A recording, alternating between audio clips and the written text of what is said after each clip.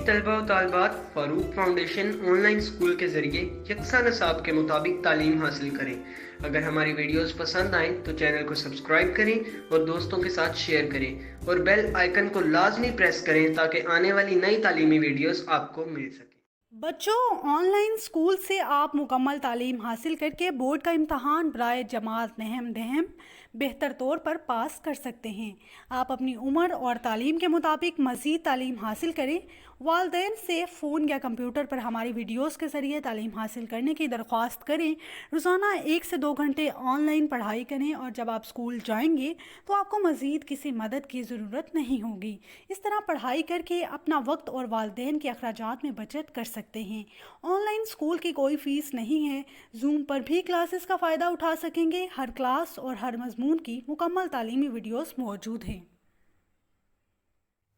So students, we are going to start a new topic, which is general properties of acids, which is on page number 27, chemistry 10th class, chapter number 10, which is acid, bases and salts. So हम लोग अब start करेंगे अपना new topic, which is general properties of acids. Physical properties, हम लोगों ने chapter के start में फ़िज़िकल प्रॉपर्टीज़ की बहुत अच्छे से स्टडी की थी कि जो फिज़िकल प्रॉपर्टीज़ हैं वो एसिड जो हैं उनका टेस्ट सॉर होता है और वो ब्लू लिटमस रेड को चेंज करते हैं। लिटमस पेपर जो है वो ब्लू टू रेड कन्वर्ट होता है, नॉन करोसिव होते हैं और इस तरह। और इनके अंदर क्या होता है कि हमारी जो इनके अंदर ये एबिलिटी होती है कि ये इलेक्ट्रिक करंट को अपने अंदर से कंडक्ट कर सकते हैं। सो इन द सेम वे हमारे पास नीचे केमिकल प्रॉपर्टीज़ हैं। सो नंबर 1 जो रिएक्शन है हमारे पास है रिएक्शन विद मेटल्स, यानी कि एसिड को जब हम लोग मेटल्स के साथ रिएक्ट करते हैं तो हमारे पास फॉर्मेशन होती है acid react explosively with metals like sodium, potassium and calcium. However, dilute acid, hydrochloric acid, sulfuric acid react moderately with reactive metals like magnesium, zinc, ferrous, aluminium to form their respective salts with the evolution of hydrogen gas. यानी कि जो acids हैं वो sodium, potassium और calcium जैसे metals के साथ react कर सकते हैं, जबकि डाइल्यूट एसिड्स के साथ भी ये मॉडरेटली रिएक्ट कर सकते हैं। और ऐसे मेटल्स जैसा कि मैग्नीशियम, जिंक, फेरस और एल्युमिनियम इन सब के साथ भी रिएक्ट कर सकते हैं और उनसे क्या होता है कि साल्ट्स की फॉर्मेशन होती है और हाइड्रोजन गैस जो है वो इवॉल्व होती है, यानी कि हाइड्रोजन गैस की एलिमिनेशन होती है। सो हमारे पास सबसे पहला रिएक्शन जो यहाँ पर लिखा हुआ है वो जिंक प्लस सल्फ्यूरिक एसिड। सो जो जिंक है वो सल्फेट के साथ रिएक्ट करेगा, हाइड्रोजन गैस इवॉल्व हो जाएगी। सो सेकेंड रिएक्शन है हमारे पास 2 molecules of aluminium plus 6 molecules of HCl, यानी कि 6 जो हैं HCl के हमारे पास मॉल्स होंगे। सो यहाँ पर ये होगा कि जो हमारे पास एल्युमिनियम है वो क्लोरीन के साथ रिएक्ट करके सॉल्ट की फॉर्मेशन करेगा, जबकि 3 मॉलिक्यूल्स ऑफ हाइड्रोजन गैस यहाँ से इवॉल्व हो जाएंगे। सो सेकेंड जो रिएक्शन है वो है हमारे पास reaction with carbonates and bicarbonates, यानी कि जब एसिड का रिएक्शन होता है कार्बोनेट के साथ, बाइकार्बोनेट के साथ, acid react with carbonates and bicarbonates to form corresponding salts with the evolution of carbon dioxide gas, यानी कि CaCO3। कैल्शियम कार्बोनेट जब 2 मॉलिक्यूल्स ऑफ हाइड्रोक्लोरिक एसिड के साथ रिएक्ट करता है तो जो 2 मॉलिक्यूल्स ऑफ हाइड्रोक्लोरिक एसिड के अंदर क्लोरीन के 2 मोल्स थे वो कैल्शियम के साथ रिएक्ट कर जाएंगे, विच फॉर्म CaCl2 यानी calcium chloride plus carbon dioxide plus water molecule यहाँ पर फॉर्मेट हो जाएगा।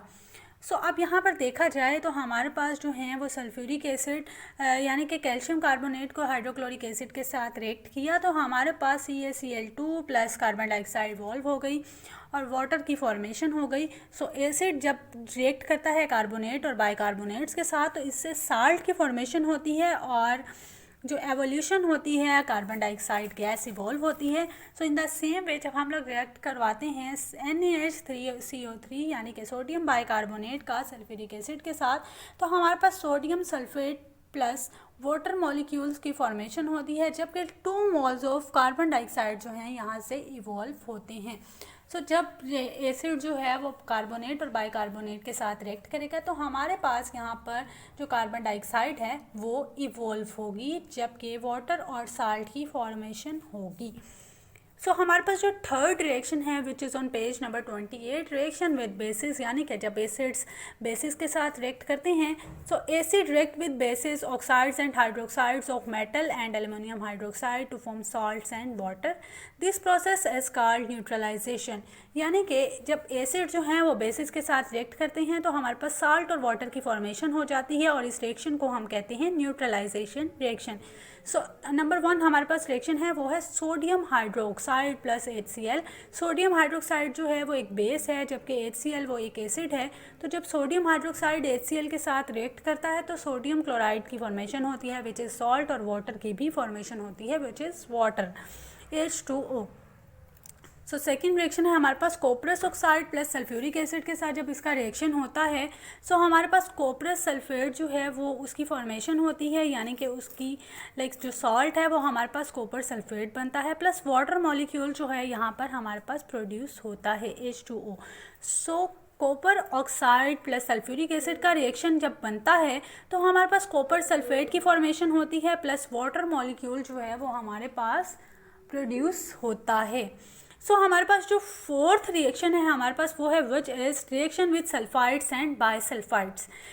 रिएक्शन सल्फाइड और बायसल्फाइड के साथ जब हम लोग एसिड को रिएक्ट करते हैं तो हमारे पास इन रिजल्ट साल्ट की फॉर्मेशन होती है with the liberation of sulphur dioxide gas. In the same way जैसे हम लोगों ने पहले देखा कि जब कार्बोनेट्स और बाइकार्बोनेट्स के साथ रिएक्शन था तो हमारे पास कार्बन डाइऑक्साइड की इवॉल्वेशन हुई थी, यानी एवोल्यूशन हुई थी, कार्बन डाइऑक्साइड इवॉल्व हुई थी। तो इन द सेम वे जब हम लोग सल्फाइड्स और बाइसल्फाइड्स के साथ रिएक्शन करेंगे तो उसमें हमारे पास जो लिबरेशन होगी वो सल्फर डाइऑक्साइड गैस की होगी। सो हमारे पास जो फर्स्ट रिएक्शन है which is calcium sulphate plus 2 molecules of hydrochloric acid, जब हमारे पास रिएक्ट करेंगे तो हमारे पास जो फॉर्मेशन होगी वो होगी कैल्शियम क्लोराइड की प्लस वाटर की, और सल्फर डाइऑक्साइड गैस जो है वो हमारे पास यहाँ पर इवॉल्व होगी।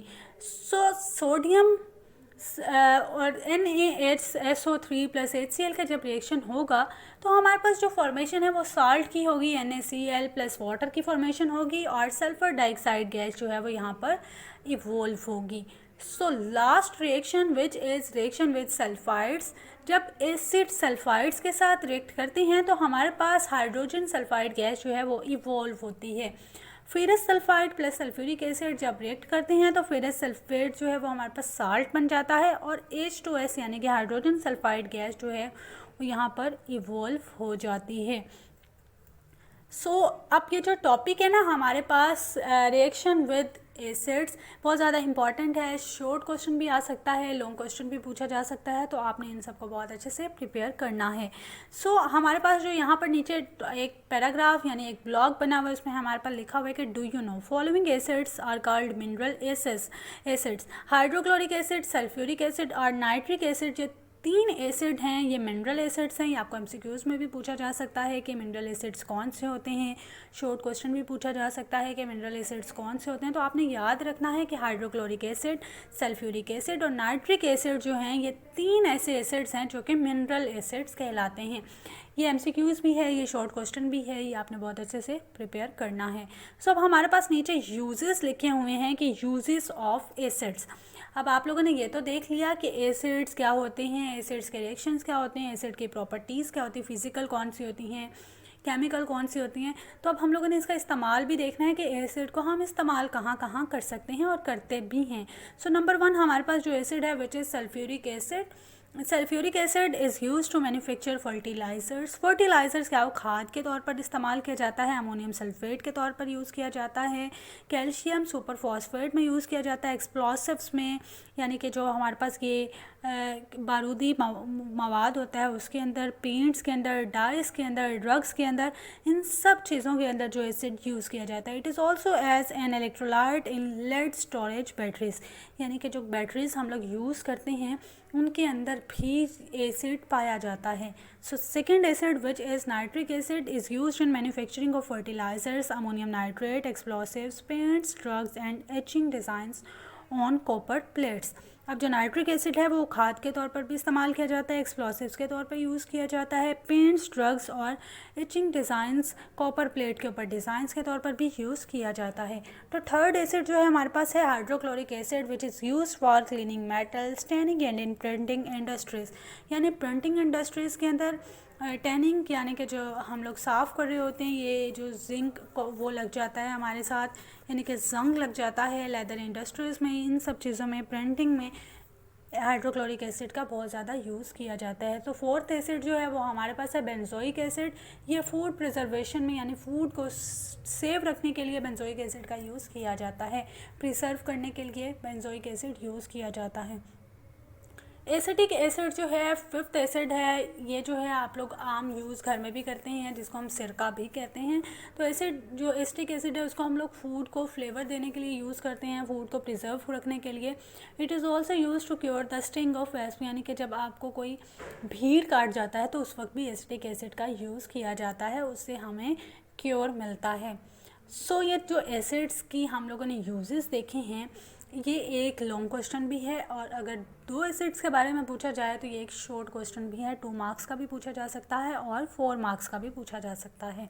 सो अब हमारे पास एक ब्लॉक बना हुआ है टेबल, उसमें हमारे पास लिखा हुआ है do you no naturally occurring acids हैं जो कि डिफरेंट चीज़ों में पाए जाते हैं। सो नंबर 1 हमारे पास सिट्रिक एसिड है जो कि सिट्रस फ्रूट्स यानी लेमन ऑरेंजेस में पाया जाता है। नंबर 2 लैक्टिक एसिड है जो कि मिल्क में पाया जाता है, ऐसा मिल्क जो कि ख़राब हो चुका हो। फॉर्मिक एसिड जो है वो स्टिंग ऑफ बीज यानी कि जो मक्खियों का डंग होता है, आंट्स या चूंटियों के अंदर पाया जाता है। बुटाइरिक एसिड जो है वो रेंसिड बटर में पाया जाता है यानी मक्खन में पाया जाता है। टार्टारिक एसिड जो है वो टैमारिंड, ग्रेप्स एंड एप्पल्स में यानी जो थोड़ा सा खट्टा होता है वो उनमें पाया जाता है। सो नंबर 6 जो acid which is malic acid जो कि एप्पल्स में पाया जाता है। यूरिक एसिड जो यूरिन में पाया जाता है, और stearic acid which is last one वो जो कि फैट्स में पाया जाता है। फैट्स के जो हम लिपिड्स का यूज़ करते हैं, ऑयल यूज़ करते हैं, घी यूज़ करते हैं, तो इन सब में स्टेरिक एसिड जो है वो पाया जाता है। सो ये जो नेचुरली अकरिंग एसिड्स हैं, ये तमाम जो इनकी जो सोर्सेस हैं, ये एक MCQs के तौर पर पूछे जा सकते हैं, शॉर्ट क्वेश्चन के तौर पर पूछे जा सकते हैं। तो आपने इन सबको बहुत अच्छे से प्रिपेयर करना है।